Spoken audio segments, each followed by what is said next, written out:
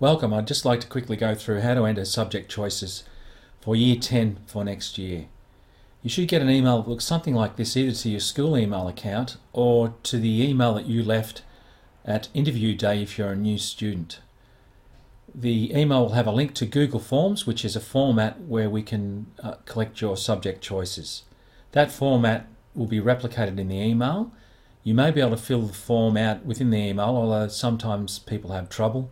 So I'd suggest clicking this link and going directly to the Google Forms portal, which I'll do now. So that's the Google Forms portal. You should see an email that looks like this, a format that looks like this. You've got a link to go to the school website to look at full subject descriptions if you need further information. As you scroll down, there's personal details to fill in. We need those. If you've got a mobile phone, that we may need to contact you over the summer holidays. It's very rare, but please put in a mobile phone. If you're a current student, you should know your student code. If you're a new student, just leave this blank. Email, we definitely need an email address. That is very important for a lot of things, so please put in a correct email address. When you finish the form, a summary of what you've chosen will be emailed directly back to that previous email address. Okay, for your subjects, you have to do English, like at most schools, but you've got a little bit of choice. If you're really good at English and you really like you could accelerate and do Year 11 literature if you wanted to. Most people will do Year 10 English. Maths is compulsory. Once again, you've got some choice. Most people will do Year 10 Maths, although we're getting more and more people doing Year 11 General Maths, so I'll choose that. It's a real advantage if you can do a Year 11 subject in Year 10, because particularly if you're doing sport, the sports program, people find their timetable's very full, and if you can get ahead in your Year 11 and 12 subjects, that frees up some space for your sport. Now, we've got plenty of opportunities in this form for you to enter a Year 11 subject. At the moment, we'd probably limit you to 2 Year 11 subjects, although in exceptional circumstances, there might be some students that can do more than 2. Okay, science is compulsory. You've got a choice of Year 10 Science or to accelerate again. So I'll choose Year 10 Science.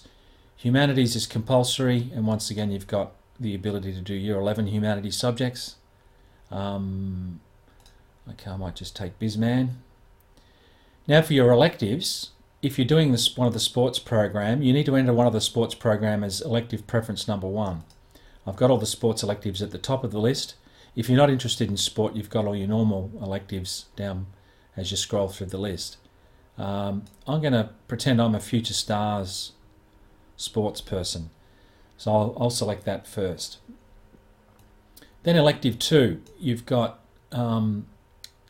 just one little anomaly is if you do the full tennis program, you need to select that here. You notice I've only got sport full tennis. That's the only sport option you can choose here, and that's because the full tennis program really takes the place of 2 electives. I'm going to be a little bit different and choose an external subject. Now, just on the external subject, the one external subject that's popular is Year 10 Hair and Beauty Taster, where the kids go to Box Hill TAFE. If you've got another TAFE subject you'd like to do external to the school, select this subject here, and I'll show you what happens a little bit later. Your third elective, you've got the full choice once again, so let's say I'll choose Year 10 Art. We need some backups or some reserves. If you can put in 2, that'd be great. So once again, you've got the full complement of subjects to choose from. So I might change my mind. Given I'm a sports person, I think I'll choose Phys Ed. Okay, so fill in the 2 reserves. Then you've got the last entry is there anything else you need to tell me?